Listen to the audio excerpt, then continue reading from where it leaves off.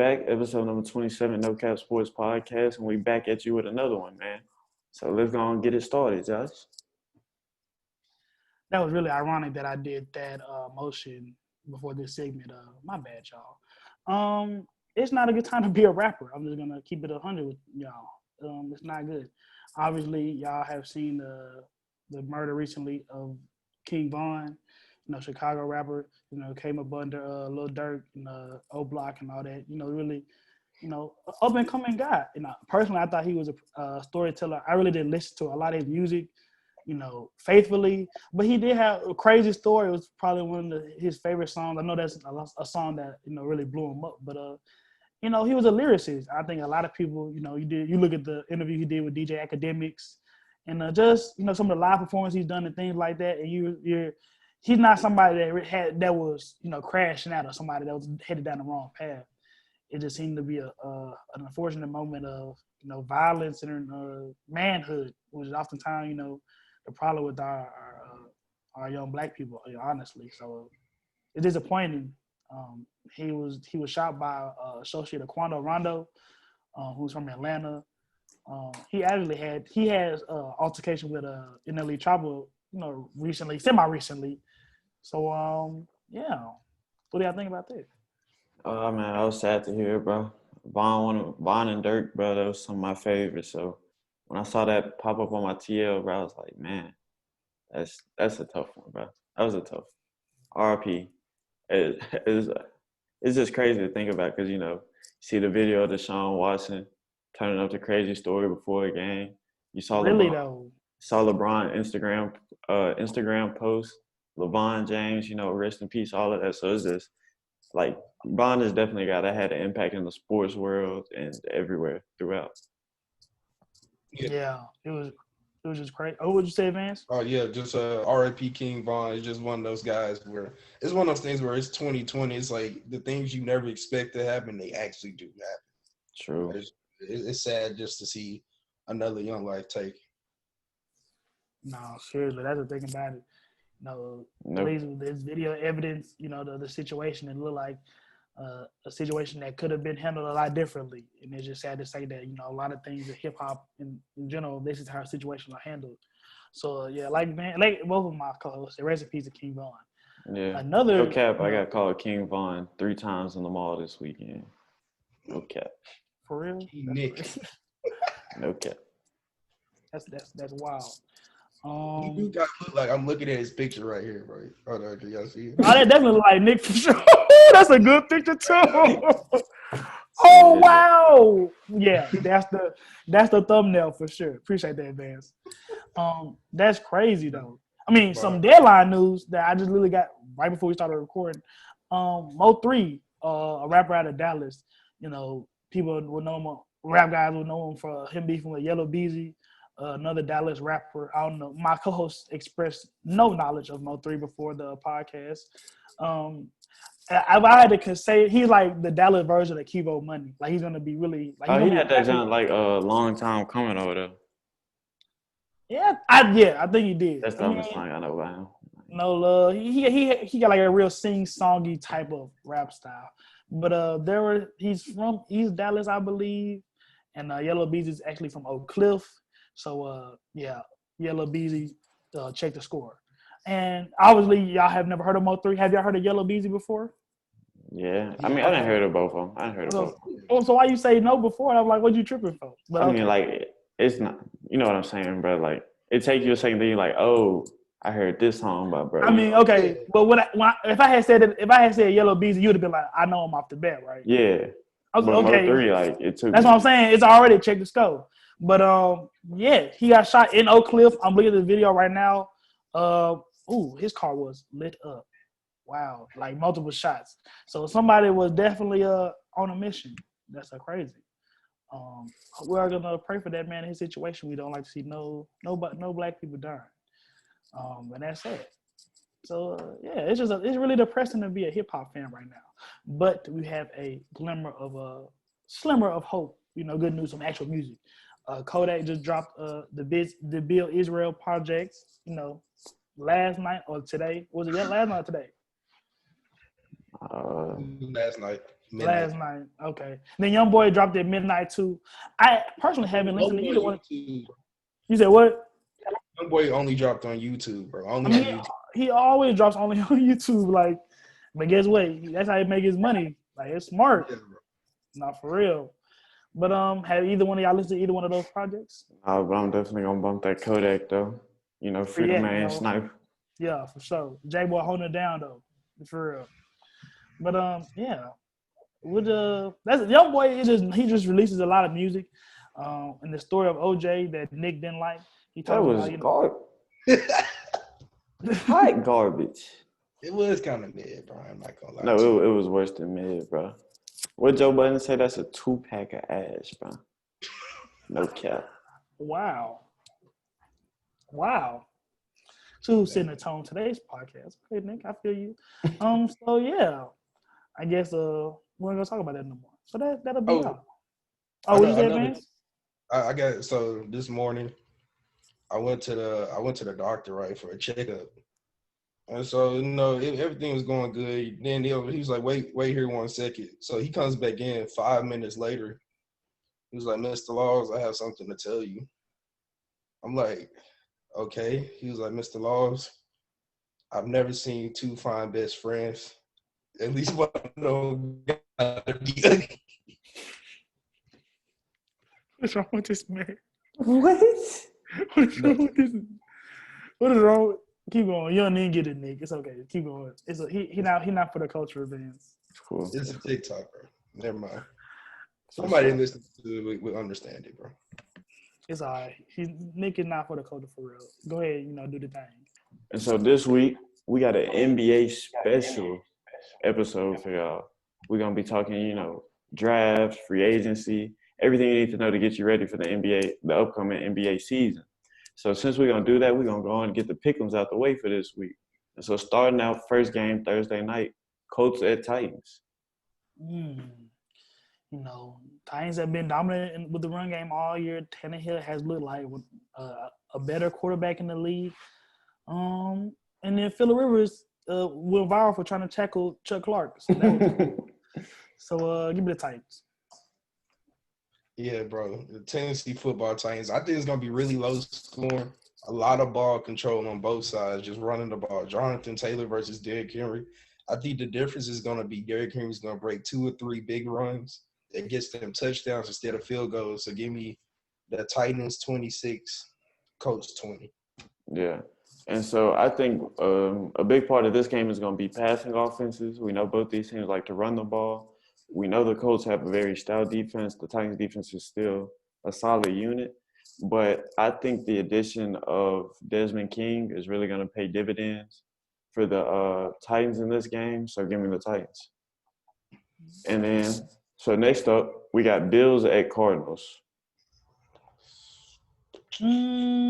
Go first, Nick. I'm going to start this one off. You beat Russell Wilson, make him turn the ball over 4 times. I'm going to rock with you the next week. So give me the Bills. You got it, Vance. Give me the Cardinals. I lied. Give me the Bills. Just give me the Bills. It's really a toss-up, but I'm going to go with the Bills. The Bills really just beat the Seahawks. So, it's whatever. But as much as I hate to agree with Nick, when you can do something like that to Russell Wilson, give me the Cardinals. So up next, Seahawks at Rams, another big game in the NFC West. Good content every week. Thank you, NFC West. I don't know. It was the more. Where's the game at? It's in LA. In LA. They got to travel again. But it's gonna be from Seattle, so really don't. Yeah. I go first. I ain't decided yet. Sheesh. You know what, bro? For me, I hate to say it, but I think the Rams take this one. Yeah, I just look at that defensive unit, the way 2 in a row for Russell now. Yeah, I think they're gonna fall 2 in a row because you look at the Bills defense, you look at the Rams defense, constructed very similarly, get a lot of pressure on the quarterback, got an athletic back seven, and I think they're just gonna be able to not put the Seahawks on lock, but contain the Seahawks offense. Obviously, on the Rams.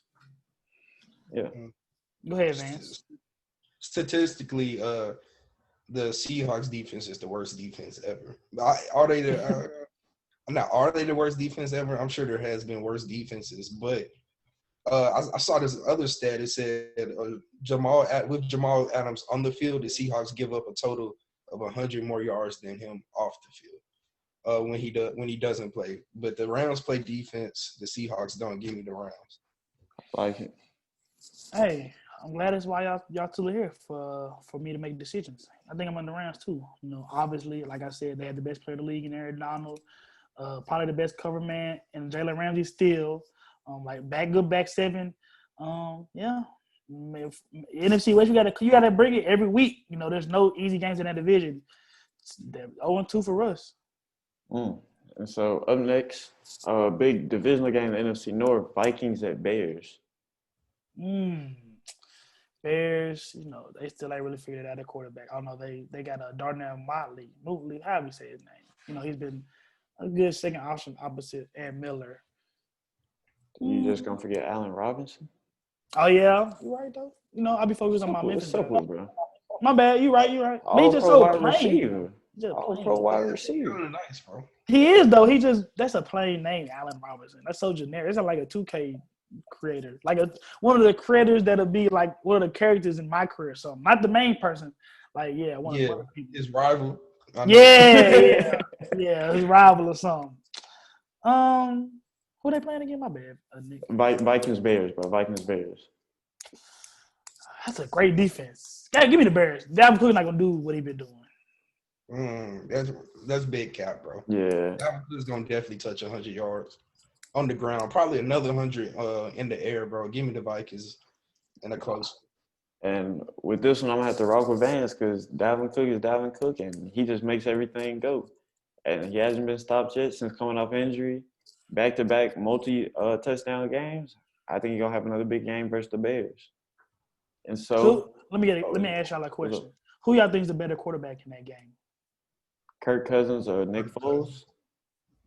I said Kirk Cousins. You said it kind of quick, Vance. What? I said he was top 10 a few weeks ago, bro. I remember that a few months ago. So I got to stick with that, bro.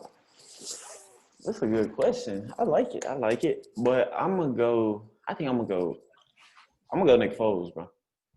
That's what I'm saying. Like, I think I'm gonna go Nick. Better than Carson Wentz, though. Yeah, that's true. That's what I'm saying, though. Like, all the Vikings have is Dalvin Cook. Like, I got TV too. I've been seeing what he's doing, but like, you know, top 5 defense in the league, bro. That's the top 5 defense. You say all they got is Dalvin Cook? Yeah, you pretty. Jay Jettis. But I don't even. I mean, Kirk Cousins is not like.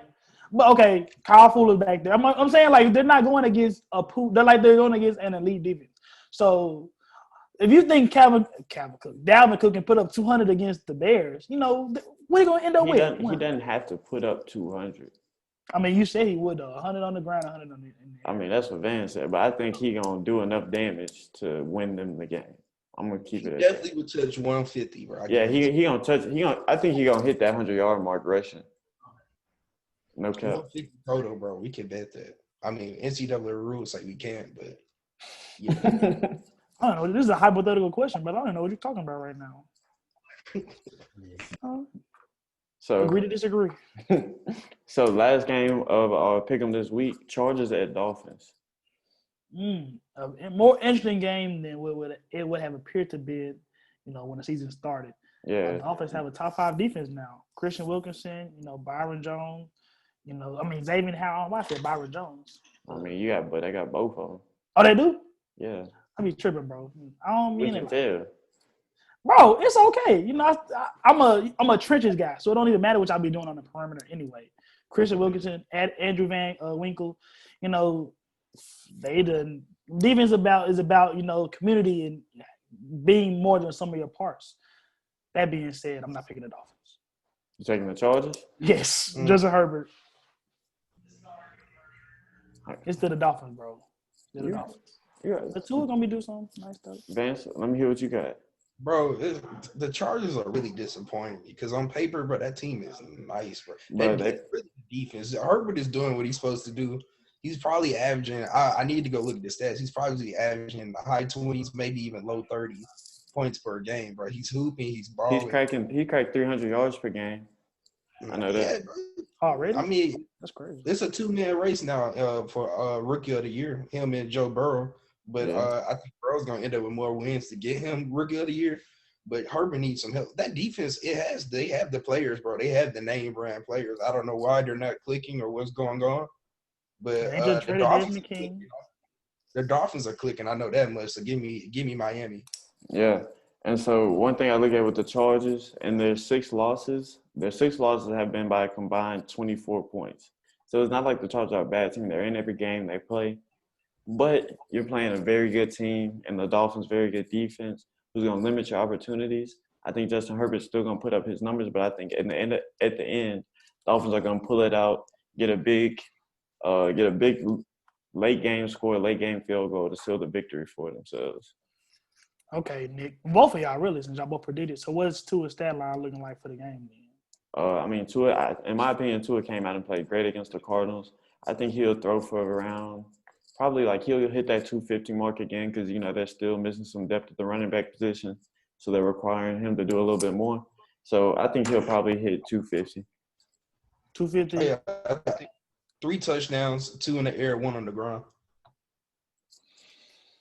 Okay. I like it.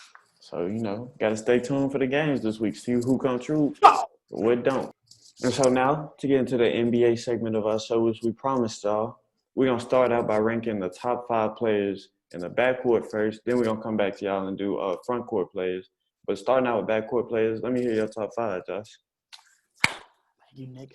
NBA draft time, I just bring out my inner nerd, man. I love just evaluating the prospects, see what team they're gonna go to, all that. That aside, my first guard, my best guard in the draft would be Khalil Hayes. 6'5" guy, left-handed, out of France, has been, international. He's been playing professionally since 16, 17. And not a case where it's like Giannis. He's been playing in a top flight France league. Let me go to my stats right here. Thank you. 13 points a game, almost 66, 91%, from the free throw line, and 3 turnovers a game. So you see what that stat line tells me, and from watching the few clips I have, he's an NBA ready scorer. Not the 13 points don't necessarily tell you that, but he wasn't getting starter minutes. You look at the tape, advanced footwork. He knows how to get to his shots. He knows how to get to his spots. He looks like he's ready to operate an NBA offense from the get-go. Honestly, one of his player comparisons that I have, just offensively, the way he looks, the way he moves, D'Angelo Russell, just a smooth left-handed guy. He's not going to blow by you or kill you with his speed or dunk on you at the rim like that.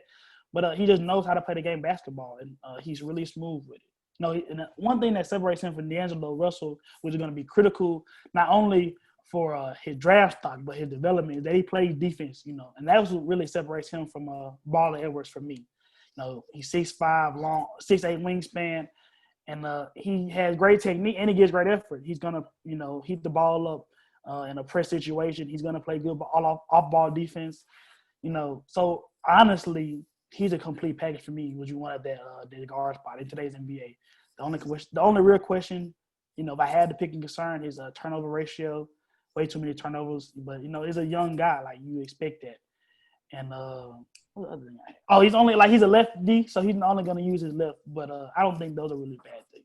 James Harden does a lot of left-handed stuff too. So my second guy would be LaMelo Ball.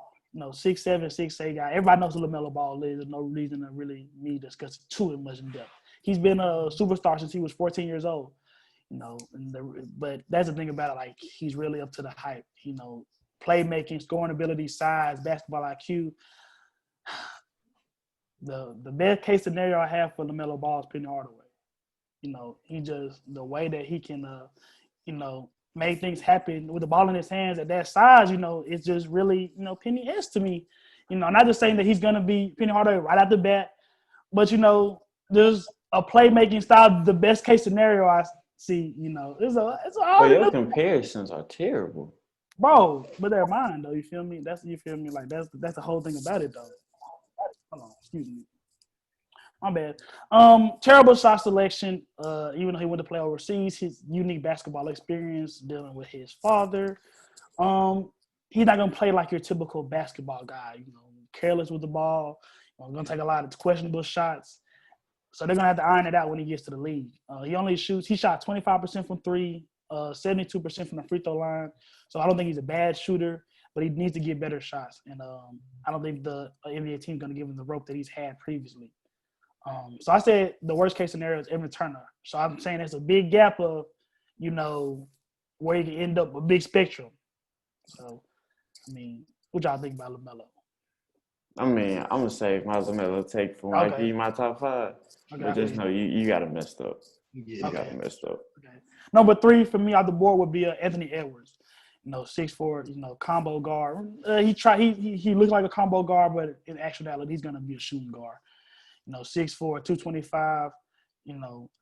He was originally in the 2020 class, but he reclassified late. He immediately became the number 1 player over James Wiseman. So that just tells you, at least to the people that matter, what they think about him in comparison to James Wiseman. Led the SEC in scoring as a freshman, five rebounds, a little under 3 assists a game, 29% from 3. Eye test. That's what says a lot of these guys. Marketing and presenting. That's how it works. Most NBA rated guy out the gate. He grew up playing football. He didn't even take basketball serious to his sophomore year in high school. So he's gonna off the bus. He's gonna look good. Attack the rim violently downhill. Unlike a lot of these guys in the draft, he's a plus athlete, so he's gonna finish above you, and through you at the rim. And like Khalil Hayes, he's like a really advanced shot maker. If you need some tape to go look at Anthony Edwards, go look at the second half versus him in Michigan State. He put up almost 28 points, something like that. Step backs, side steps, 1-2 dribble pull ups. Like when he's cooking, he is the complete package. For me, I think it reminds me a lot of Donovan Mitchell. Somebody that played the two in college. That now Utah has him as a primary ball handler. But I think it's probably my best comparison, honestly. Just same build, same athleticism, same. Neither one of them are really going to be true point guards, but they're going to handle the ball a lot. And I think about the same caliber of shooter. Even Donovan Mitchell, you see in the playoffs, against Jamal Murray with a much higher scope, honestly. But his shot selection can be questionable as well. So I think that Donovan Mitchell, that's what I really see. If Anthony Edwards turns out what I think he can be, which I have no reason to think he won't be, besides his shot selection, I think Donovan Mitchell is probably his best case scenario. But I have his worst case as a Deion Waiters, somebody that's gonna be a microwave guy that can he's gonna get you his buckets and do nothing else. You got Deion Waiters messed up too. My favorite hooper, bro. He was okay. That's how you feel. You gonna say that? This gets published like it's forever, bro. Yeah. Okay, hey, it's on you. He one of my favorite hoopers in the league, bro. Okay, I feel that. My fourth guard on the board be Tyrese Halliburton, 6'5", 175, sophomore at Iowa State, 6'7" and a half wingspan. What I got wrote down, he looked like what LaMelo Ball would look like if he went to college. And he's one of the best passers, probably the best passer in the draft. Live, drop off, pick and roll passing. He can do it all. He went from 6 points his freshman year to 15 points his sophomore. So that really showed you he can handle a scoring load and being, somebody's primary option. Shot 40% both years while he was at Iowa State. Me and Nick both discussed his ugly form. But hey, it goes in, so I can't really say nothing about it. 4-to-1 assists to turnover ratio. He Fred Hoiberg, even though he's not there no more, but he's gonna have that point guard, running right. The only thing I really think about him that I really don't like, he's an average athlete, so he's not gonna really he's not gonna blow by you. But he's not even a traditional scorer, right now. At least at this point in his career, where he's not gonna have like Arsenal moves gonna get by you. So I think he can be somebody's lead guard right now, and he'll distribute and run a team, baptism by fire. Or he could be like a Shea Gilgeous-Alexander case where, he has a vet where he can step into and, develop and be off the ball. Because, I understand, Nick, like it doesn't look pretty, but it goes in. So really can't argue with the results. My big thing with Halliburton's jumper is it seems like it's two motions. It's a lift motion and then a shoot motion. And I feel like you get to the NBA where there's tighter defense, there's going to be faster contest. I feel like that's going to be a shot that's going to be harder to hit for him. With guys closing out faster. And more attention being paid to him as a shooter. No, I Yeah, definitely. that motion looks like Kyle Anderson, bro. That's Yeah, crazy. That's his worst case scenario for me, even though he's not as tall as Kyle Anderson. But personally, I think that NBA means NBA shooting coaches. If Lonzo Ball can be a plus but shooter in the NBA, I think Tyrese yeah, Halliburton can too. but that's my thing, bro. When you get to the league and you try to change jumpers, that's a risky business, bro. Because think about it. Lonzo had his best year shooting this year after working with the Pelicans shooting coach. I can't think of his name right now. He had his best season shooting in the regular season. But then when he got to the bubble, you haven't been around the team for a while. You're always going to revert to bad habits. And that's why we saw him hit, 2 to 4 jumpers the whole bubble? Yeah, And that's a concerning problem, especially when you try to go in and change a guy's jumper. So for me, that's just a big red flag on Halliburton. I feel that. I mean, even my ceiling for him, even if you never develop that jump off, it just goes away. I guess at this point, rookie year Tyreek Evans. Y'all remember what he was his rookie year? Yeah, Memphis, You ain't need to disrespect me like that, bro. I just had to my throw out bad, a G. reminder. I just want to remind you, we from Memphis and you not. Your citizenship got revoked. Okay. Sounds good, buddy. 17. I can see 17, 5 and 5 for 10 years with somebody's team. Just keeping the team going, being dynamic. I don't know. I mean, I definitely can see him, improving to be an all-star, but not off right off the bat. He would definitely be somebody that will at least 2 or 3 years of development. My last guy off my backcourt would be Cole Anthony. 5-star guy, came to UNC. Royal has a history of developing point guards, yada, yada, yada. Didn't work out. Underwhelming at UNC. They lost like 11 games in conference or something crazy like that. They really didn't have any talent, which is sad to say in such a program like that. But 18 points, almost 6 rebounds a game, which is pretty good. 4 assists, 35% from 3. Profile on him, athlete. Greg Anthony's son, he was a 5-star guy for a reason. In high school, he goes to McDonald's game, wins the MVP. Jordan Brand wins the MVP. So he's been showing that he's been a legitimate basketball player since 14, 15, 16, like a LaMelo Ball. I just think personally he had a horrible fit at UNC, and spacing and his ability to shoot and in the NBA will translate a lot better. I don't know personally about how his defense will translate. He's only 6'2", 6'3". He's not a big defensive effort guy anyways, but he's an athlete, and you can do something with that, that baseline physical ability. So I don't know how that develops, but I don't really see why a lot of people have really, fell off on him. He still averaged almost 19 points a game as a true freshman with no help at UNC. So a lot of people cooled off on him, but me and my co-hosts have not. So what y'all think about, Cole? Or y'all gonna save it? I'm gonna save it, bro, because you real disrespectful about putting him at 5. I'm just gonna let you know that right now. Hey, bro. Real disrespectful. Different strokes for different folks. Real disrespectful. Hey, okay, brother. You can have your opportunity to speak. Let me speak mine. All right, and so now, Vance, who your top 5 backcourt guys? All right, so I'm gonna go from 5 to 1. So number 5 for me is Josh Green, 6'6" guard out of University of Arizona. This past season he played with Nico Mannion. They had a nice, decent season. Getting ready for the tournament time. The tournament time is really where you see where players get to shine, see who separates themselves from everybody else. And I thought Josh Green was gonna be one of those players to really up his stock. But he didn't get that chance because of COVID-19. But going into the tournament, he averaged 12 points, 4 rebounds, 2 assists, shooting 42% from the field. He's a big, strong guy, about the same size as Danny Green. But the way he plays, he's just so physical. He's not great at one thing, but he's really athletic and he's good at a lot of things. And so the player comparison for him that I have is Andre Iguodala, because I could see him spending 10 to 15 years in the league, just being a solid guy that could get contribute and get minutes. At number 4, this is a guy I think he might actually have the highest ceiling, and that's Cole Anthony.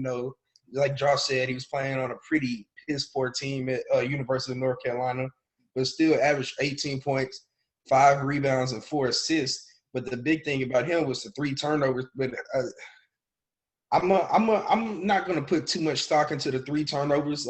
4 assists to 3 turnovers. That's not good at all. But he's one of those guys that if you can get him a NBA vet, bro, and he can learn under him like a really good vet, not just a guy that rides the bench that tells him what to do, but a guy that can show him what to do on the court. Like let's say he gets drafted to the Knicks and the Knicks trade for Chris Paul. Like Chris Paul and Cole Anthony together, bro, that would be a nice little combo. Because Cole Anthony's one of those players. If he doesn't get a vet, bro, he's going to fizzle out like Brandon Jennings, bro. But I think his ceiling is Stephon Marbury, bro. That's my ceiling for Cole Anthony. I like that. Coming in at number 3 is Killian Hayes. At first, watching Killian Hayes, he's a overseas guy. He's 6'3", left-handed, averaged 12 points, 6 rebounds, and 2 assists. 6 assists and 2 rebounds. And his assist to turnover ratio in Europe was 2-1, so that's pretty good. He's a big left-hander, about the same size as D'Angelo Russell, and that's pretty much his player comparison. Besides Anthony Edwards, I think he has the most NBA-ready game as a guard. It's almost like D'Angelo Russell meets Mike Conley because his floater and his step back, the way he moves around is so fluid. I liked what I saw watching the highlights from Killian Hayes. I haven't seen him use his right hand though, right? It's a lot of magic jam actually going on, but we'll see. He's still young, he's still a teenager, he still has time to develop. But he's number 3. I think he has a chance to be an all-star and a solid guard in this league. Number 2, I'm gonna go with Anthony Edwards. 6'4" guard out of University of Georgia, averaged 19 points.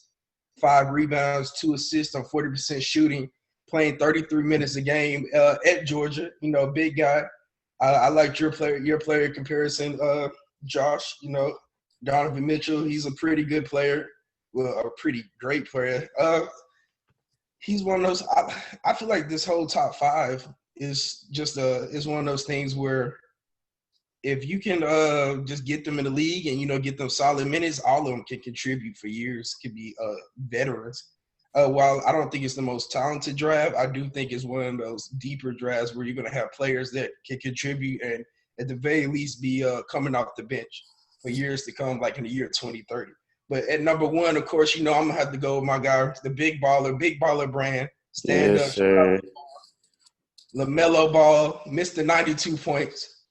Mr. Cherry Picker. Yes, sir. Go overseas because I don't want nobody to make money off of me, 17 points, 7 rebounds, 6 assists in Australia, 3-to-1 turnover ratio, balling. I don't think it's close to it might be close, but just from the eye test, I don't think it's close in terms of anybody else being just as good as him. I think he's the best guard in the draft. And I think he's gonna prove it. They said he's not doing well in the interviews. Yeah, I saw that. I care about that, bro. Whatever, bro. That's like interview him on the court, bro. Go have him shoot some shots, bro. Put some shots up, man. You'll see everything you need to see. But that's my top 5. So I'm gonna run mine right back down since me and Vance got the same number 1 in LaMelo Ball. But if I had to compare LaMelo Ball, bro, I give him a Jason Williams comparison. Flashy playmaker. He's got all the flash and he's confident in what he does. And he's just a baller, bro. Like, that's simple. Put it easy. He's a baller, bro. Like you said, 17.2 points, 6.8 assists, bro, and 2.6 turnovers per game, bro. That assist ratio is almost 3-to-1, bro. So you can see he's a clear dominant playmaker.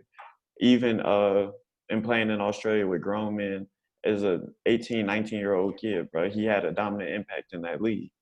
And the only thing, really my biggest question with LaMelo Ball is just his defense. And not only his technique, but his effort. Because it's like a number of times where he got blown by, especially you watch that game versus RJ Hampton. And he really struggled on the defensive end of that game, especially in playing the pick and rolls and getting around screens. But like I said, I think his offensive potential is enough to mitigate the defensive concerns. And I think he's going to be better than Lonzo. There's no doubt in my mind he's going to be better than Lonzo. He plays with more confidence, more swag, and I think that alone is going to give him a better career than Lonzo. And so number 2 on my backcourt, I got Killian Hayes, man. I watched this guy turn the tape on, instantly fell in love. He's a hardened type guy to me, can create his own shot with ease, very left-hand dominant, which is a concern to me, but he has some crafty finishes around the lane with that left hand where he can still get a shot up at different angles and finish, even though I would still like to see that right hand. And on offense, like I said, he's got that hardened type game, step backs, pull back jumpers. He's hitting them at a decent clip from the field. His 3-point percentage can see some improvement. He's at 28% right now while he was playing in Germany, and that can get better, especially as he gets more spot up looks, catch and shoot looks, and he's I also put him at number 2 just because of how hard he plays defense. He's great at playing the passing lanes, and he just puts a lot of effort in on defense, which leads to a lot of transition buckets for him. And then, like you guys said on, he's an adept playmaker, gets the job done as a guard. And so at number 3, I got Cole Anthony, bro. I feel like a lot of people give him a lot of slack for this season he had in North Carolina, and I feel like a lot of that is not his fault, bro. You look at what Roy Williams was doing, bro. He's starting two bigs that can't stretch the floor, bro. And for a guy like Cole Anthony, that's detrimental because that clogs the lane, doesn't give him anywhere to go when he's looking for these driving lanes. And then also add on top of that all the injuries that North Carolina suffered this year. It just wasn't a talented team. I'm not going to say that falls on Roy Williams or anything. They just had a lot go wrong for them in terms of injuries and just the players they had on the roster. But like I said, that shouldn't fall on Cole Anthony's shoulders because he came in and he did what he had to do. So when you're a main guy on a team with not a whole lot of other talent, of course, you're going to turn the ball over because the ball is going to be in your hands just about all the time. So it's no problem for me. He's dominated at every level he's played at, as one of y'all said, MVP of the Jordan game, MVP of the McDonald's game. And he's just a guy that's going to get the job done, in my opinion. And so for me, my player comparison for Cole Anthony was Derrick Rose. I see him being a Derrick Rose type guy, man. Okay. Derrick Rose with a shot. Not Derrick Rose coming out of college, but he's got the athleticism of Derrick Rose with the shooting he picked up later in his career. So, like, you merge the two Derrick Roses together. Super Derrick Rose, huh? Yeah, super Derrick Rose, bro. And so, this Cole Anthony is a guy I really like a lot. And so, number 4 for me, Anthony Edwards.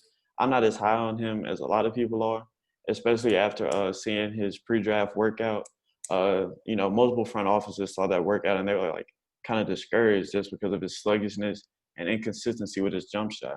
But this is a guy that has the potential to be a elite level guy. You think about it, he played for Tom Crean. He played under Tom Crean at Georgia. Tom Crean coached D Wade, coached Oladipo in college. So Edwards has the potential to get to these guys' level. And it's pretty obvious he led the SEC in scoring as a freshman. And he had a number of big games versus big-time opponents. Put 37 on Michigan State, 36 on Southern California, and 32 on Florida.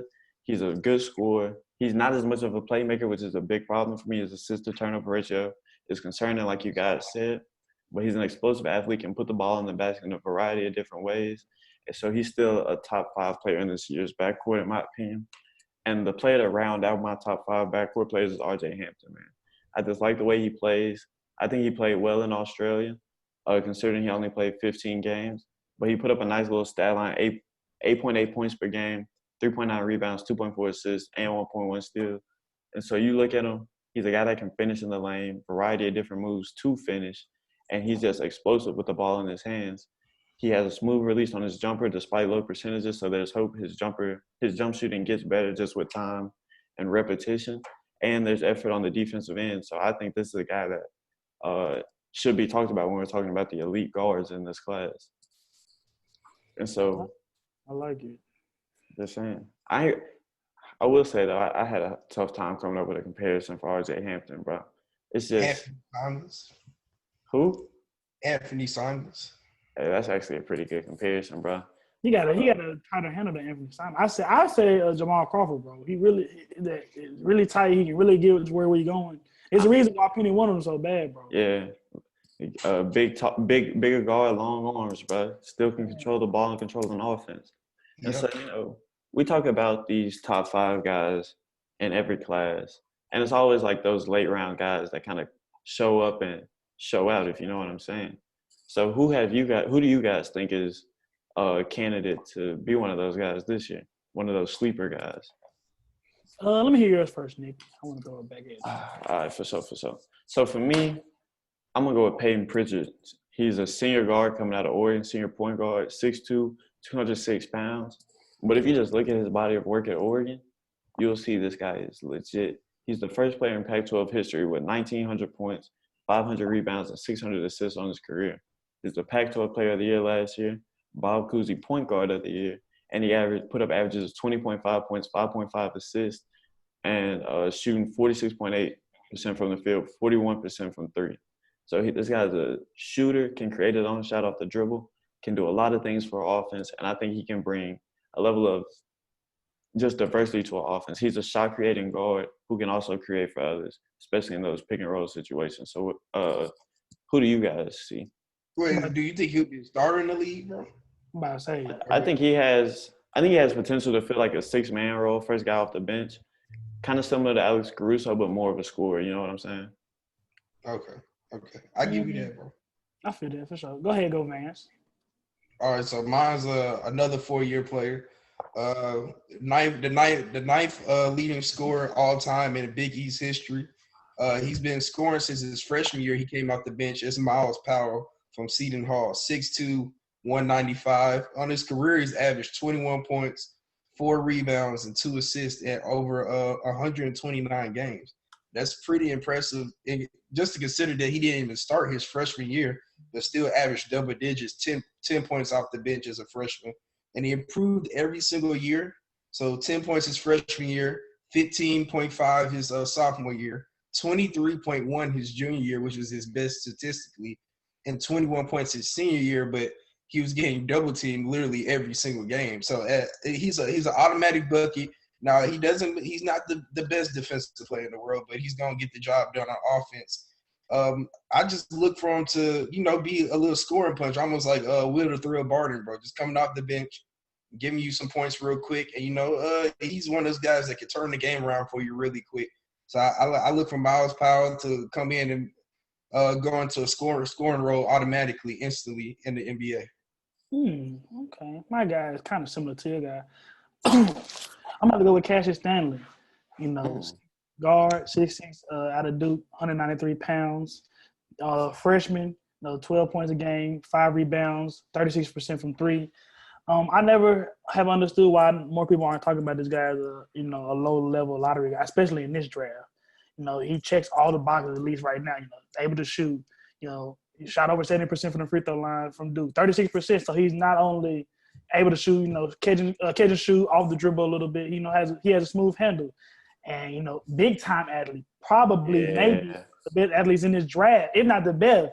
The way that y'all seen Knicks face go, this man has been viral since he was at Harvard Westlake, transferred to Sierra Canyon for his senior year. Big time athlete, a lob threat at 6'6" for real to go up and a backdoor. That means something in a course of basketball game. That people say it's only 2 points, but that energy and that it provides at the moment like that, is priceless. And Cassius Stanley has it in bunches. Played off the ball exclusively, so he's not even considered not even what is a true combo guard. He's just going to play off the ball right now.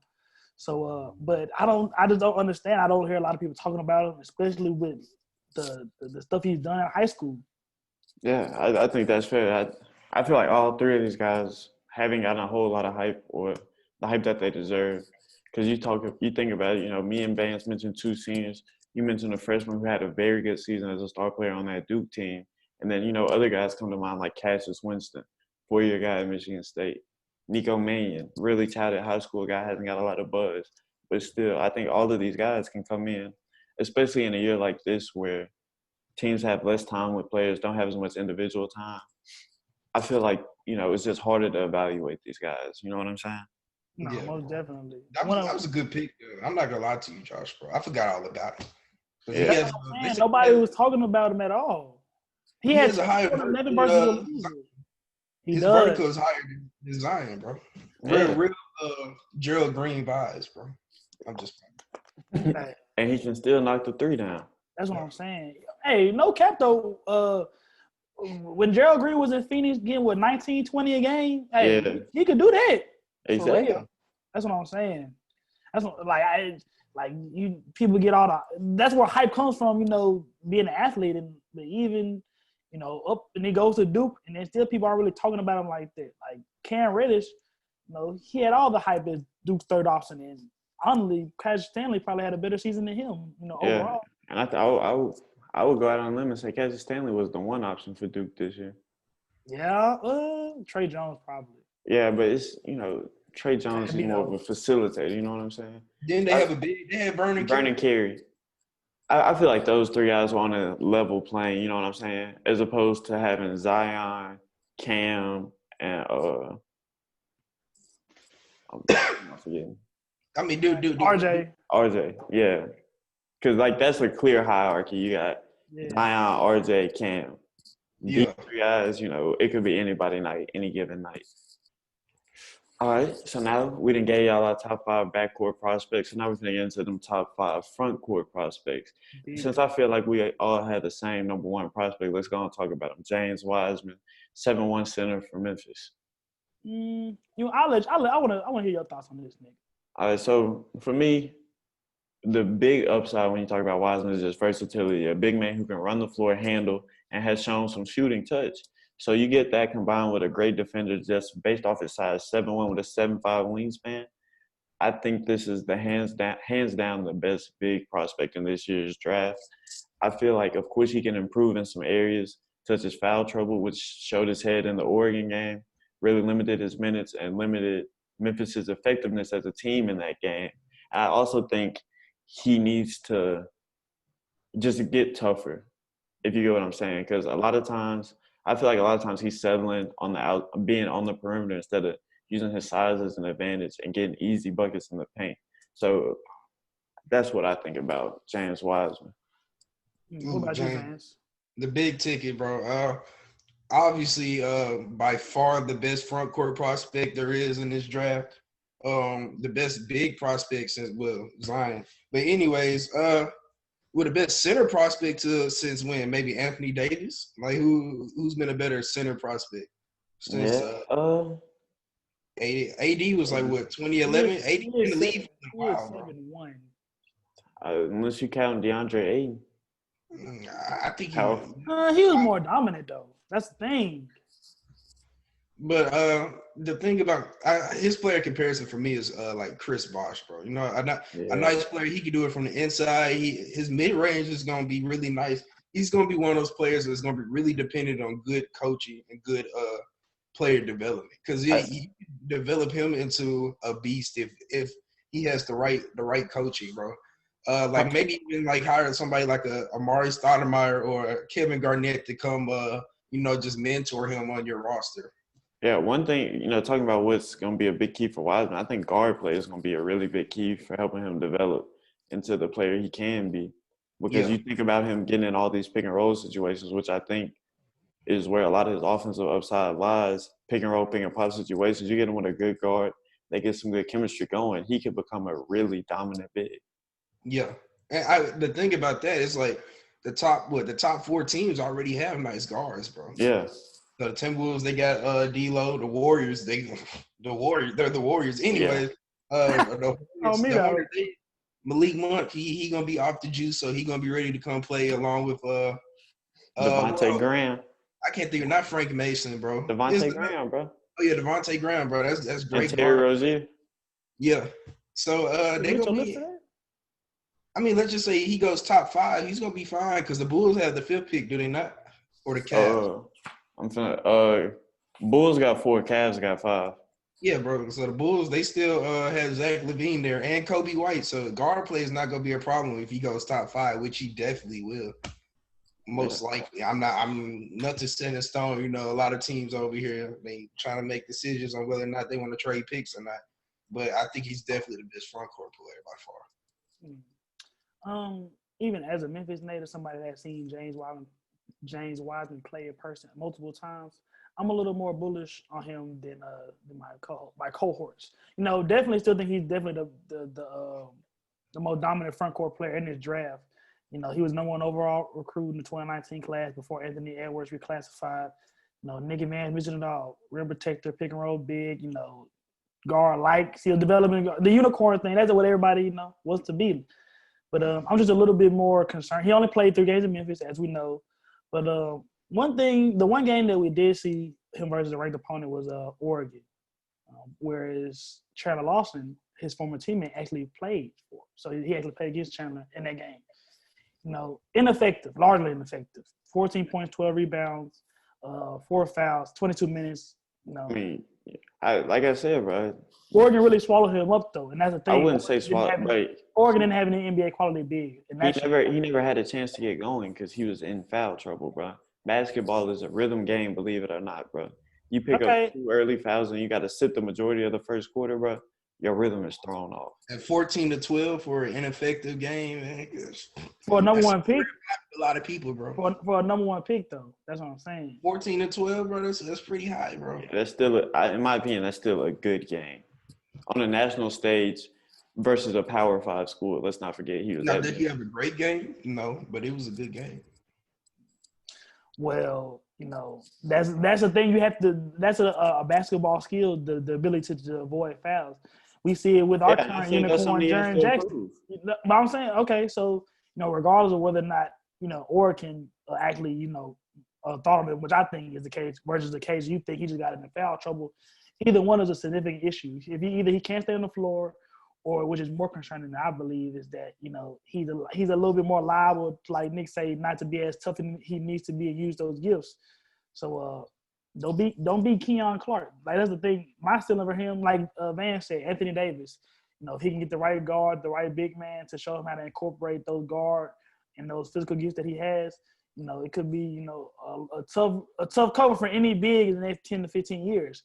But if he doesn't really figure it out, he continues to be content with the perimeter. I got him as Shannon Fry, just a guy that just pop out and shoot threes. Come on, bro. And I do. I'm saying, bro.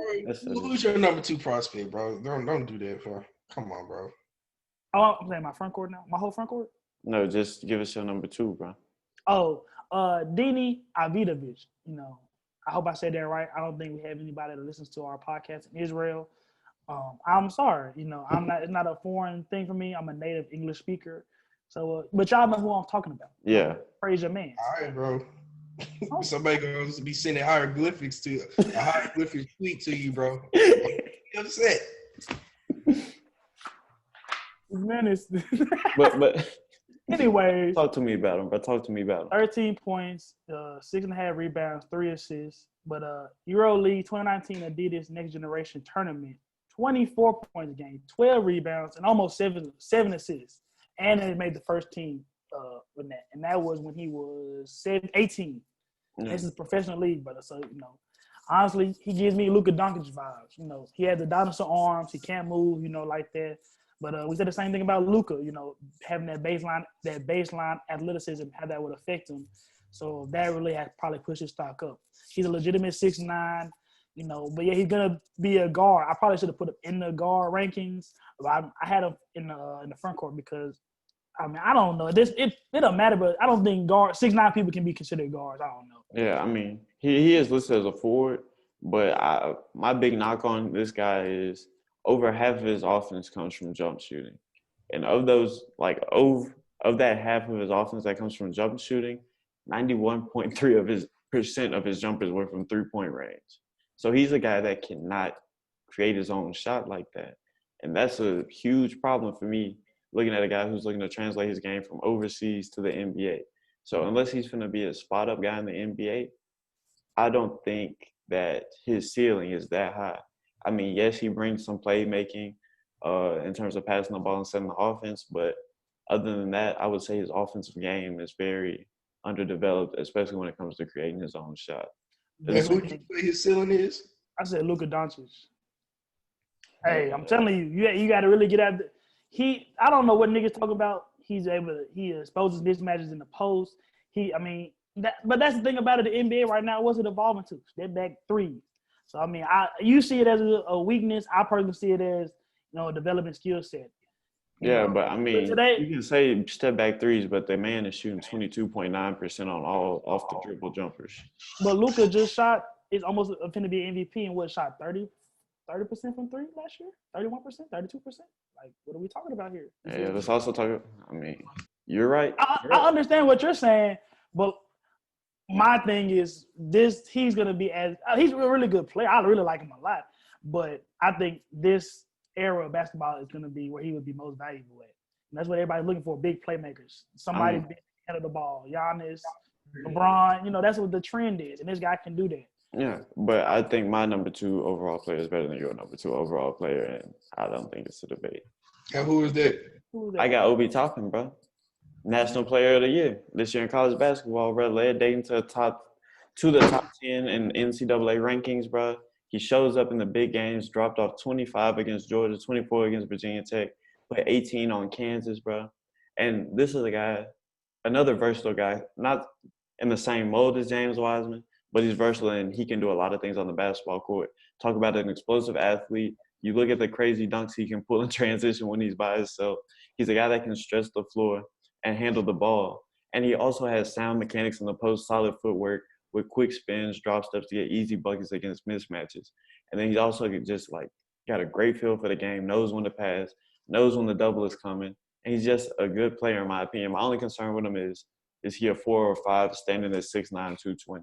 If you play him at the 5, he might get oversized by bigger centers. And if you play him at the 4, he might struggle to guard, perimeter stretch forwards. So that's my only concern with him, but he's a surefire hit, in my opinion. Badger guy's not a 6'9" wing, buddy. Sounds tough.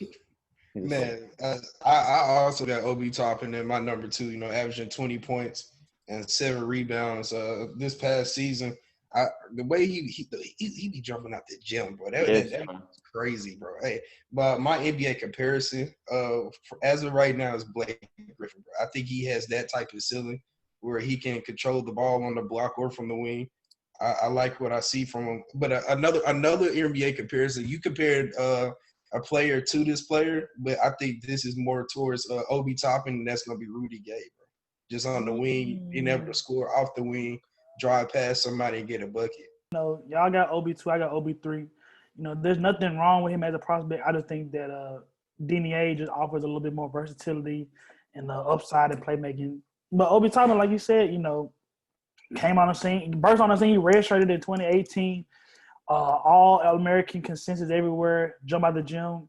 My comparison to him is Amari Stoudemire. I think he can be a devastating athlete in transition. Like Amari in those those New York days, elite finisher, and touch out to the mid range, even probably to the 3, and with how basketball evolved. So I probably like Obi Toppin as much as y'all do. I just think that Deni IV is going to be a better prospect. I mean, that's fair. That's fair. I see what you're saying about Denny's potential to be better than him, like his ceiling. But I just feel like right now, a lot of these teams, especially in the lottery, are like just a couple pieces away. And I feel like Obi is the more NBA ready prospect. Like I feel like Deni is more of a project. You know what I'm saying? Like he kind of reminds me of a similar mold, more to like Nikola Mirotic when he first came over, or a guy like that. You know what I'm saying? Mm-hmm. A guy who's not ready to contribute like soon as he gets here. And so for me personally, number 3 after Obi Toppin, I had Onyeka Okongwu from University of Southern California. And my big thing with him is just he's a high energy guy, man. Big, tall, 6'9", long arms, high energy guy. Offensive rebounding. He's going to get you some points with his soft touch around the rim and in the mid-range. And then he can just create his own shot in that post at 6'9". A good finisher over both shoulders. And he's a lob threat.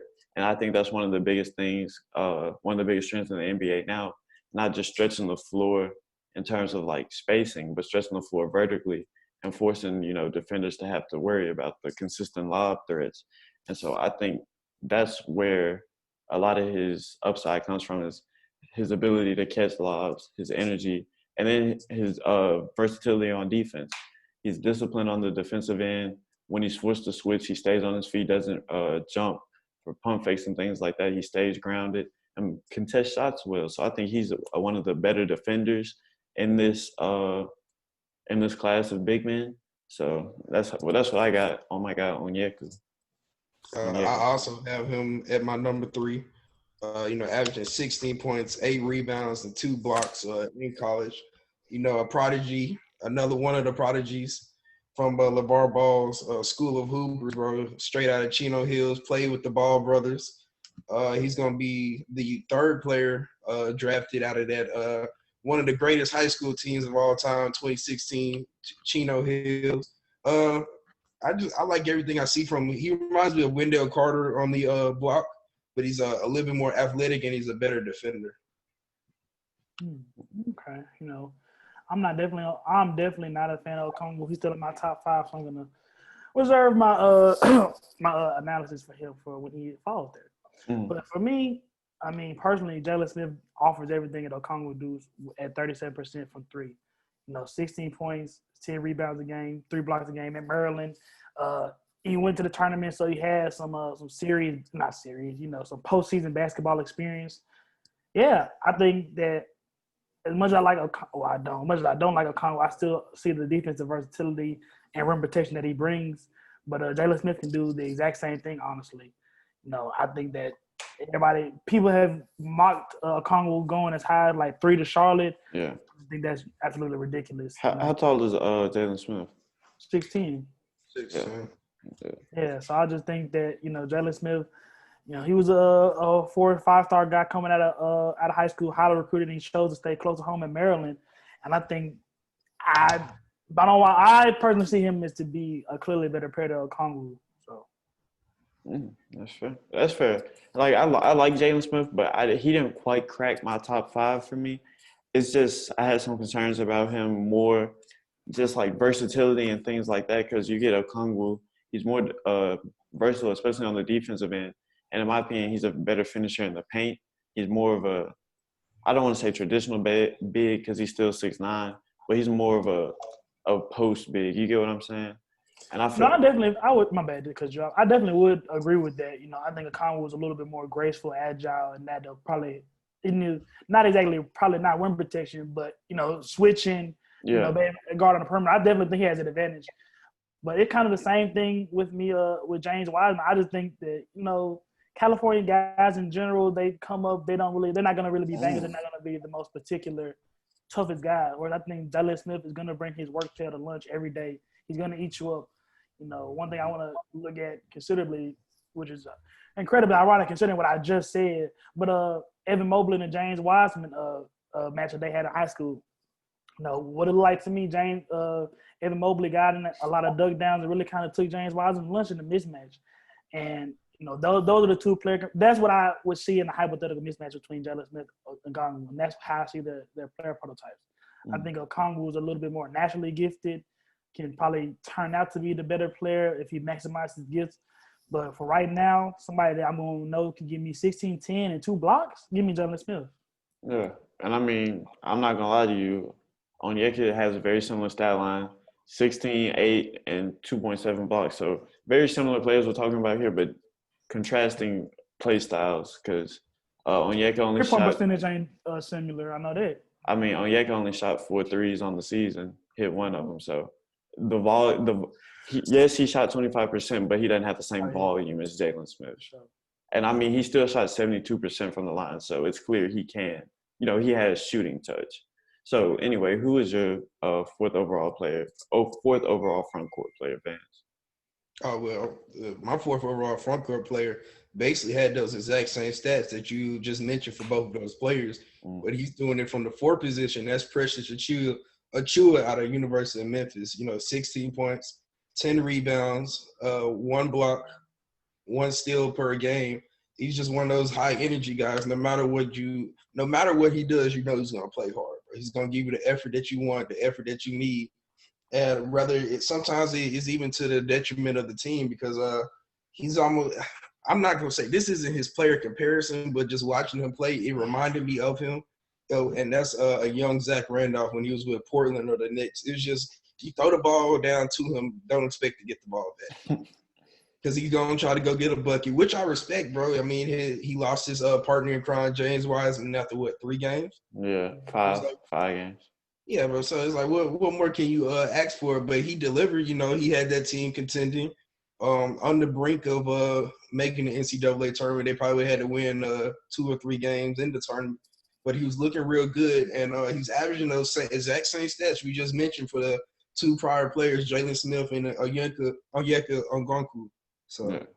No, I And definitely I agree with it. I had actually pressure. I didn't even have a Kunku in my top 5 backcourt before, but I just made a change. I do think he's natural. I just don't like him, but I still think he has a lot of physical gift that can translate. But yeah, it was gonna be Jalen Smith and then Precious. You know, like you said, he kind of reminds me, you know, the way physically his body and the way he moves on the court. Rudy Gay. I know that's a little bit more dynamic. I don't think he'll ever. I don't know if he'll ever evolve to truly be able to be that offensive threat. But hey, you said we all personally saw what he did in Memphis. You know, building that Memphis team out of a lot of big time situations and games. You know, energy and a little bit of skill goes a long way. And he yeah, has that in abundance. yeah. And so for me, number 4, I put a guy that you mentioned earlier, Denny Avita. For me, like I the main reason I have him at 4 is because I see a lot more upside in the guys in front of him. Talking about Onyeka, Toppin, and Wiseman. With Avita, it's just his questionable left hand to me. Like you watch him play, and when he gets forced to his left, he's turning the ball over frequently, whether it be sloppy handles, sloppy passes. He just left side of the court just isn't good for him. So I knocked him down to 4 on my list. But anyway, to round out my top 5, I put Aaron Neesmith, small forward from Vanderbilt, at number 5 for me. Knockdown shooter, talking about a guy that shot 52.2% from 3 this past season, let alone it was in 14 games. He still shot a very high clip, attempting around 5 threes a game. And he's just a knockdown shooter, man. Knockdown shooter that plays solid defense. And he, in addition to playing solid defense, long guy, can finish at the rim, contest shots. He's just an athlete. Well, he's not an overly impressive athlete, but he uses what he has to the best of his ability, and it works out very well for him. No, most definitely. You know, my 5 is going to be Onegwe and Gongo.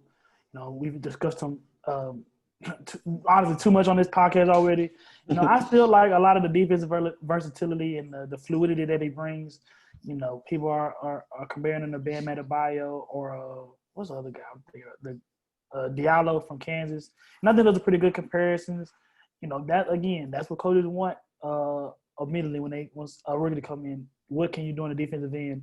And that people are going to be able to use a Congo not only to protect the rim, but on those which is evolving to one of the most important parts of the game. You know, can my big cover your guard on that pick and roll switch? And I will say that he probably is better at that right now than Jalen Smith. But I just think Jalen Smith offers too many other things. It's better. It's better at too many other things right now for that to overtake him. Mm-hmm. Vance? So who's your 5th, Vance?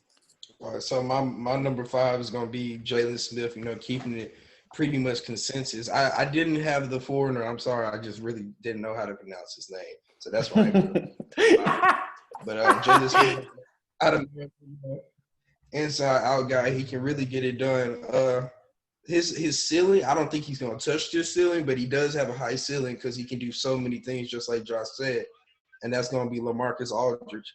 The thing about him is he is physical enough to bang in the paint, but he also can spread it out. Kelly Olynyk, that's also another guy, but I like that. He's taller than Olynyk and he's better in the paint than Olynyk.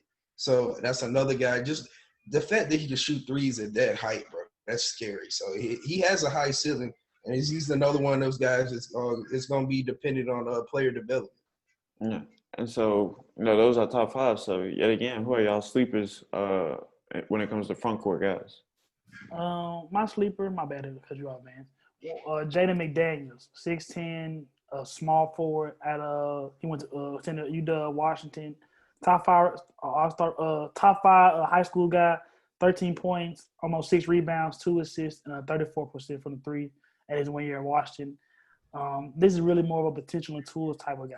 He almost reminds me a little bit of Perry Jones at Baylor. somebody a legitimate 6'10", 6'11", a traditional post size, but with guard life skills. And Jay McDaniels, I think he's a little bit more talented and better of a prospect than Perry Jones at this point in his career. He brings a lot of these guys in this draft. I mean, one day I'm not really too excited about, but Okura, from Auburn, Jay McDaniels, a lot of these guys at the top of the draft are, really bringing that defensive intensity. And that's something that coaches from Jaden McDaniels that, not a lot of five-star guys bring. A lot of five-star high school guys are more focused on the offensive end and shot making creations, things like that. But for him to be that size, actually thinking about it, he could be almost like a Jonathan Isaac right now until he can, have developed. Wait, bro, I swear he was my sleeper and that was my comparison for him, Jonathan Isaac, bro. So dang, real, my bad, bro. Right there, bro. So you can go after him, Nick.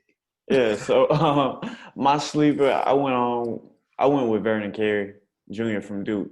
Center, big, powerful guy, 6'10", 270 pounds. Very good rebounder, gets inside position on a lot of guys.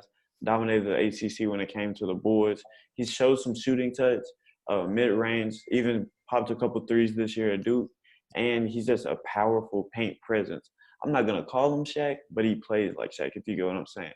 He can get the ball in the post, tell a little boy, get out the way, easy layup, contact dunk. You know what I'm saying? Yeah, contact dunk. And so, he's a sleeper for me because I feel like, it was hard to see what Duke really had this year. It was a down year for Duke. So I feel like, a lot of attention to go to Duke as it always does, like you mentioned with Cassius Stanley earlier. So I think Vernon Carey is a sleeper. Look out for him. I think he can bring that dominant physical presence to any team. Similar to Shaq or Big Baby Davis. Who knows? Hey, you saw that video of Big Baby Davis, bro, on Twitter? I'm boy had some booty shorts on. Man, some tiny chunks. Hey, he got a buck though. NFL combine shorts on, bro. I was like, this is a league. This is organized, and this is what this man is wearing during the game. I'm like, no. He got a buck though, so it doesn't matter. Definitely was the twerk team just. The buck. Hey, some things are overruled, brother. That man. He built like Santana, bro. He built like Santana, bro. Hey. Walk like a dog. What's up with dude? All right, and so now we're finna do a little mock draft for y'all, but we're gonna do it differently. So Josh gonna pick first, Vance gonna pick second, I'm gonna pick third, and we're gonna be picking for the respective teams. So let's go on and get it started with Minnesota at 1, Josh. The number 1 pick in the 2020 NBA draft, if I was a Minnesota Timberwolves GM, give me LaMelo Ball, man. Transient talent. I have my concerns about him. Everybody on this panel does. But, you don't pass up a 6'8" point guard, man. You don't. So, yeah, give me a LaMelo Ball. Okay. With the number 2 pick, the Golden State Warriors select James Wiseman. I like it. So, number 3 pick, Charlotte Hornets, Jordan Brand. We select Onyeka Okongwu. And for me, I just think it's a good move for them. Get you a dominant center to pair with that trio of young guards you have. And I think it can be a match made in heaven. You think about they brought Bismack back a couple years ago. They just need a consistent presence in the post, a lob threat, somebody who can play versatile defense. So I think they go with Okongwu. Okay. With the interesting set of how this is going. It's crazy. I talked about people like you. You ended up being people like you. With the 4th pick in the 2020 NBA draft, the Chicago Bulls select. Thankfully, we rush up to the podium to get Anthony Edwards. Some people consider him the best player in this draft, and I have no problem getting him at 4. You can pair him with Kobe White. You can potentially keep him on the ball. It forces Zach LaVine's hand, and honestly, that's a devastating 1 through 3 lineup right there. Short. But, they can get out and get it and get buckets and a lot of highlights in a hurry. So, just building that talent base. Okongwu would have been – definitely wouldn't have took him as the Bulls GM. But he would have been nice pairing beside Wendell Carter. It would have been nice to see what that front court would have looked like. But, yeah, I'm going to take Edwards, and I'll think about it. Ooh, I mean, that's a good pick. That's a great pick, great value, especially at number 4. But with the 5th pick the Cleveland Cavaliers select Obi Toppin, bro. So they already have the guards, you know. They got I can't think. I'm blanking out on all of them. Anyways, they got the guard out of Sexton Vanderbilt. and Garland. Yeah, Sexton and Garland. So they got the guards there. Then they got Kevin Porter Jr. And they already have the bigs with Andre Drummond and Kevin Love. You know, their contracts are starting to run out. And Tristan Thompson, too. Yeah, so you get you a guy that's a tweener. He can play the wing or he can play the 4, maybe in the 5, depending on who you're playing. And so that's great athleticism for them. And Obi Toppin, probably the most ready NBA player right now in this draft. Okay. I agree with that. National Player of the Year. And so pick number 6, Atlanta Hawks, I got them taking Tyrese Halliburton. I see him as a good fit next to Trae Young, a good complement. They needed size and defense, you know, next to Trae Young because that's where he really likes it. And it's not to say Tyrese is a less than on offense. He can provide some secondary playmaking and range and spacing for the Atlanta Hawks. So Halliburton at 6. Okay, I feel that. I hate the way you're drafting, but hey, good for you, Nick. With the 7th pick, the Detroit Pistons, we started a left-handed dynamic duo. I'm gonna take Khalil Hayes, man. You know, great. You know, the Pistons, the cupboard is bare for them. You know, just lost Andre Drummond. I guess the most talented guy on that team right now would be Luke Kennard. Derrick Rose. Oh yeah, I'm tripping, huh? My bad. But Luke Kennard, 6'7", he's solid enough to be able to play the 3. You know, Khalil Hayes, if Derrick Rose is there still, you know, that's one of the best point guards ever to play the game. That's about to learn him under. He can play on the ball or he can play off the ball while Derrick grooms him and shows him what he needs to be a lead guard. So we're probably in a position to take the best player available, and that's who I have right there at 7. I think that's a good move. Take best player available. Yeah. Speaking of best player available, with the number 8 pick, this is gonna be a stretch. The New York Knicks select Cole Anthony out of the University of North Carolina. So I was hoping Killian Hayes would be right there. So draft the Knicks take him. The top prospect that's still left overall is Demi Avdija out of the foreigner, but the Knicks, they already went through that phase with Porzingis. That didn't work out, so I think they're gonna stick the American route, take Cole Anthony, get you a guard. And so the Knicks, they're in the market for a trade, bro. Go ahead and get Chris Paul, have that little backcourt, and get him a veteran, bro. But that's who I would take if I was the New York Knicks, Cole Anthony at 8. Get you some excitement in the garden, bro. That'd be real interesting. You got R.J. Barrett and Cole Anthony sharing a basketball. I'm just gonna throw that out there. Oh, that's great on me. That is wow. Hey, 2, yeah. Buckets, a lot of buckets. A lot of shots going going basketball, up. brother, man. A lot of shots going up. Them buckets not guaranteed for R.J. Barrett. I'm not gonna lie. That's attempts, not makes, brother. Yeah. You can trade RJ for Chris Paul, bro. Pull the trigger. Nobody gonna do that straight. What? Who would do that? I'm saying. You have to get pieces away for sure, but trade them. Can you even use RJ Barrett as a base for a Chris Paul deal? No, bro. You're gonna have to give up everybody, bro. Everybody. Everybody except for Mitchell Robinson, bro. Mitchell Robinson. All that for Chris Paul? Oh, yeah. Chris Paul, that's going to be 34? The Knicks suck, bro. They're desperate, bro. Try anything. You're right. Well, I'm trying to go on and go. Number 9, Washington Wizards. Select Patrick Williams, small forward, Florida State. He was outside of my top 5, but he's a guy that provides a lot of versatility at the small forward position, 6'8" with a 7-foot wingspan. He can complement Wall and Bill on the offensive end by spacing the floor. Very good shooter. And he can pick up the slack on the defensive end and guard some of those tougher threes that Washington's going to face in the Eastern Conference, the Jason Tatums, the Jimmy Butlers, the Giannis's. So Patrick Williams at 9 to the Washington Wizards. Okay. I'm looking at 2 guys right here. Whatever. I'll be a homer. It doesn't matter. With the 10th pick, the Phoenix Suns select Precious Achiuwa out of Memphis. I was tempted to go with Isaac Okoro out of here. I'm not as high on the prospect as I am Achiuwa, but for what the Suns need, they have Devin Booker, DeAndre Ayton. They're not really looking for offense. Mikal Bridges is a good start, but I still think they need another, defensive-minded guy to offset some of D Books and DeAndre Ayton's defensive limitations. I think DeAndre Booker can be a good defender. He's not right now, but even if Devin Booker can be, he doesn't need to be. He needs to be focused on scoring the ball for Phoenix. So, Precious 6'8", 6'9". I see him, Cam Jones. That's a long lineup.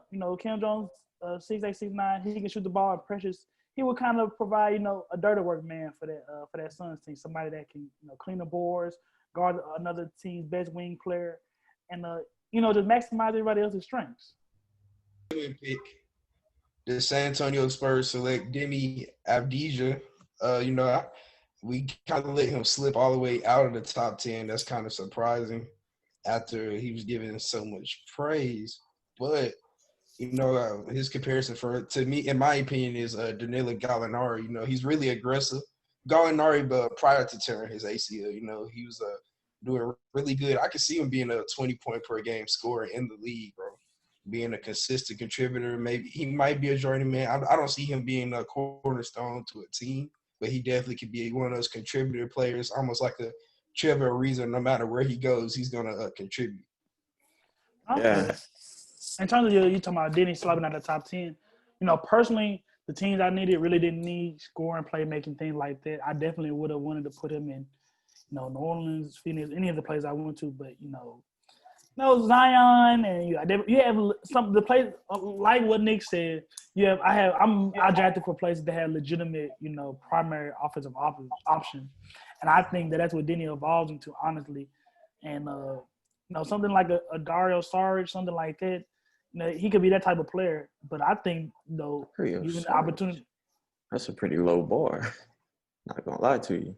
He started for the Sixers, bro. I mean, hey, what you mean? He was an NBA starter. But he's not. You're right. He's a starter, but he's not like a man. That's Dario Saric. Well, let me. Nobody putting up jumpers like that's how Dario Saric do it. Okay, that's exactly. But I feel like Dario had been in a situation where he could have been a primary ball handler or something like that. We don't know. His development wouldn't have been as impacted playing with Embiid and Ben Simmons. So he had a long career before that, right? In the NBA? Yeah, he wasn't a rookie in Philadelphia. But who was he? He didn't play for the Timberwolves. He didn't play for the Timberwolves. He didn't play for the Suns. I can't tell you off the top of my head. He played for the Suns recently, though, huh? Who are you talking about? Dario Saric. I'm sorry, but I just don't come prepared with notes on Dario Saric because nobody talks about him. Let's see. NBA draft 2014, drafted by the Phoenix Suns in 20. No. I'm so confused.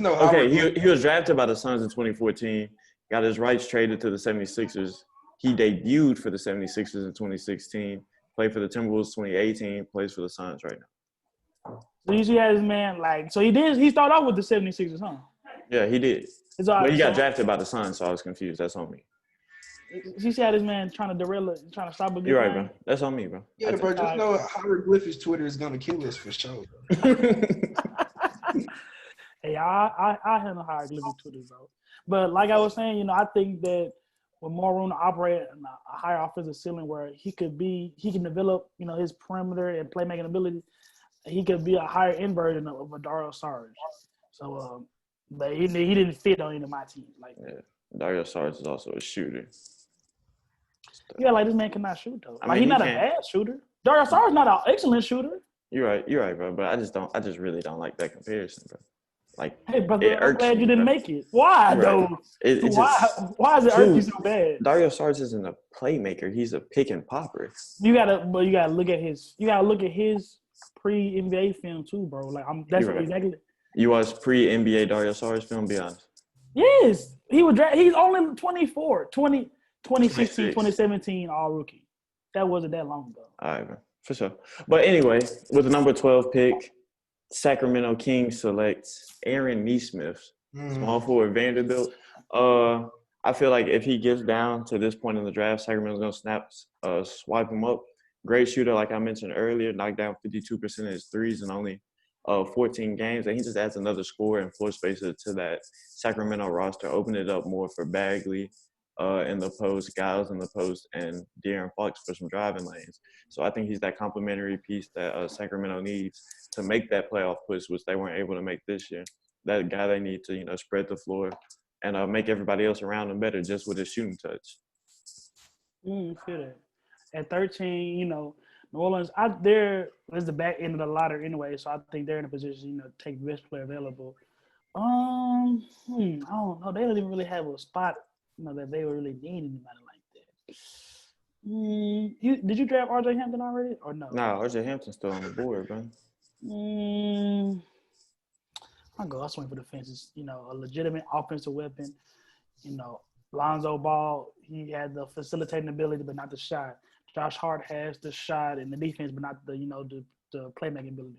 So I think RJ Hampton, he'll be able to pick up he'll be able to improve in a numerous amount of ways with that team.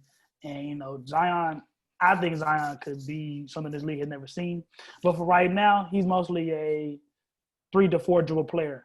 RJ Hampton could be somebody that set him up, and also, is the main hub of that offense. When Lonzo Ball is not in there, when somebody like Brandon Ingram is not there. So I'm betting high on his offensive potential. Struggling in Australia, but a 19-year-old kid in another corner of the world by himself. I don't expect big things from him. And he was, he was highly recruited for a reason. Mm-hmm. And so, for my pick, number 14, Boston Celtics via Memphis, I'm gonna go with Tyrese Maxey from Kentucky. Because I feel like the Celtics team is a team that needs more legitimate point guard depth. You look at how Kemba struggled battling back from injury in the bubble this season, and behind him, it's guys like Brad Wanamaker, Marcus Smart. You need another true playmaker behind Kemba, especially since he's crossing that 30 barrier, and he just brings another dynamic guard to this Boston team. He has great change of pace, excellent touch in the paint, and he can stretch the floor from deep. So he's everything you want in a point guard. He can facilitate, score, and he can get into that running gun style that Boston likes. You look at how Kentucky plays. Boston can play the same way with guys like Jaylen Brown, Marcus Smart, hustling on defense, getting outlets. And then, like I said, scoring's a big deal. The guy averaged 19 points per game versus top 25 opponents. So a legitimate player shows up in the big time. So give me Tyrese Maxey at number 14. And for the last pick in our 15-player draft, I'm going to – this is kind of hard, but I'm going to take at number 15, the Orlando Magic select Kyra Lewis out of Alabama. So I was about to take – at first I wanted to take Aaron Nesmith, because they really need shooters. If you saw that playoff I already took Aaron Nesmith, bro. Huh? What you say? I took Nesmith at 12. I know, that's what I'm saying. I wanted to take Nesmith, and then I was going to take Maxey, because if you would have watched their matchup against the Bucks in the playoffs, bro, they needed shooting. Yeah. And so you took the two best scorers left at that 12 and 14 spot. So at the 15 spot, I'm going to take the best scorer, which is Lewis. I would think. I mean, RJ Hampton, RJ Hampton is really good. I feel like they have the same skill set, but I would say Lewis is a slightly better shooter right now. Hampton might have the higher ceiling, but just going off of what they need. And he's a great defender, but that's not what they need. So I just went off need, and so I went ahead and took Kyra Lewis. He's going to go 94 feet. He can fast break layups. Almost reminds me of De'Aaron Fox. He's going to be the fastest player, and don't let him get it in open court, open space. Before we hop on, y'all know about my feelings. I'm very bullish on Tyrese Maxey.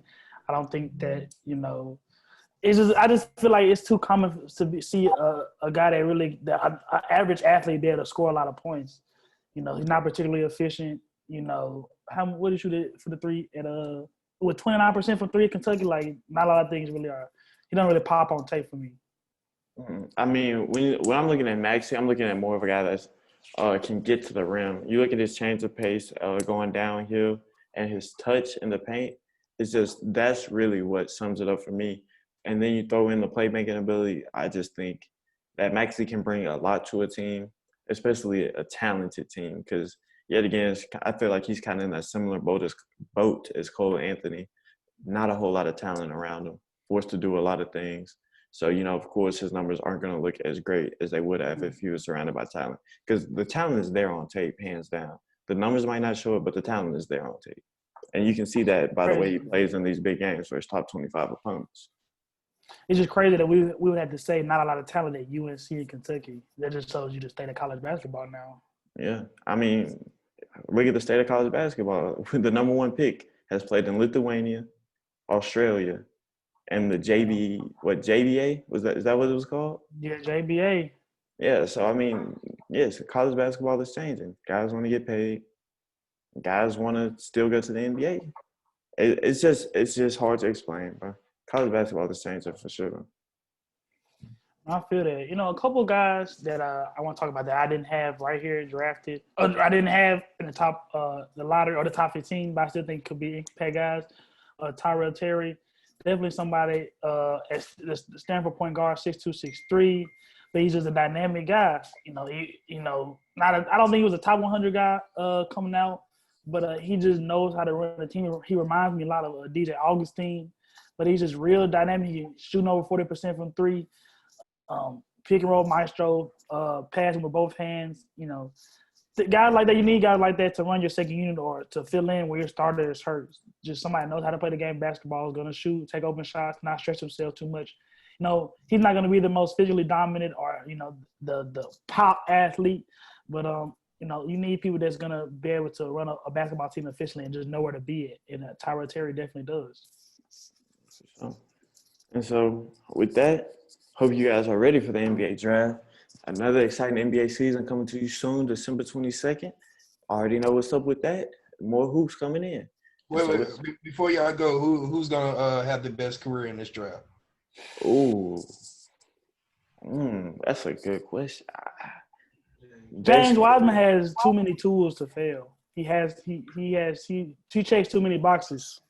You know what? I'm gonna go with a sleeper, bro. Give me Killian Hayes, but I think Killian Hayes might have the best career out of all the players in this year's draft.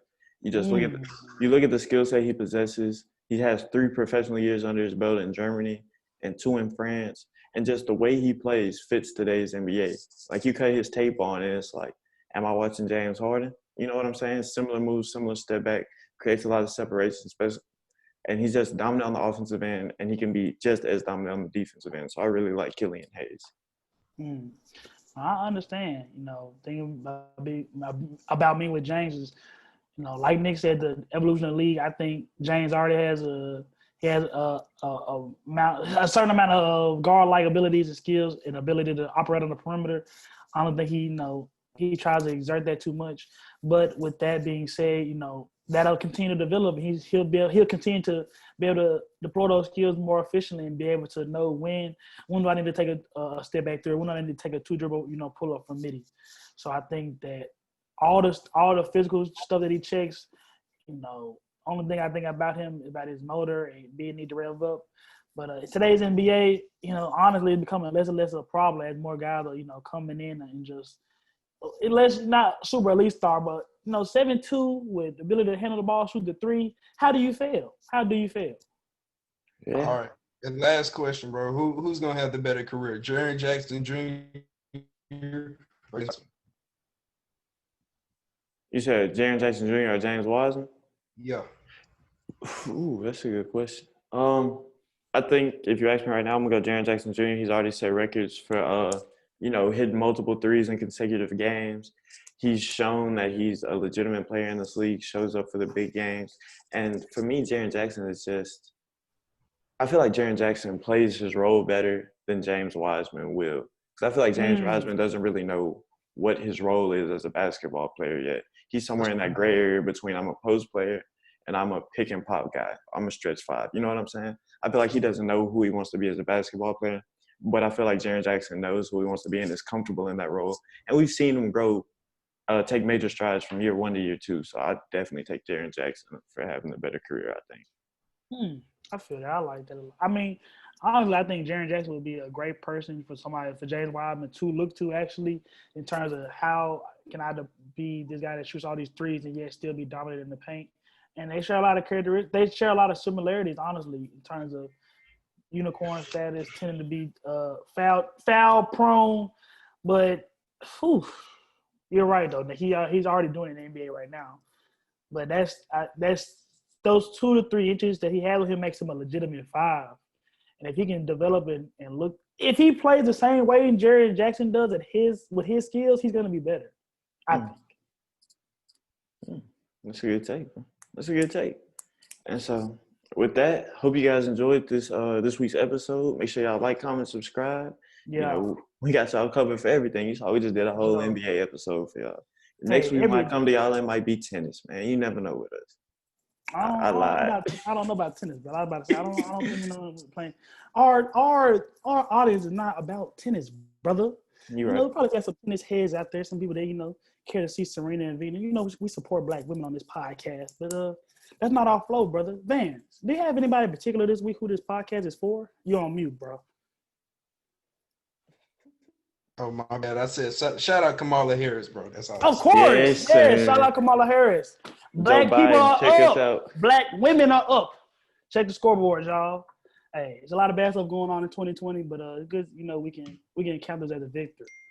But yeah, I think that this podcast, people will sit around. You got uncles, aunties, put this on at the football party. Put this on at the you want to see Missouri and Arkansas, all those irrelevant SEC teams. Those type of fans. Put this on the podcast. You can yell at us. You talk about how you don't like our opinions and how we suck. But while you do that, make sure to give us a 5-star rating and leave in the comments how much you dislike us. Exactly. And so we appreciate y'all for tuning in, and we out of here. Bow! Oh, yeah.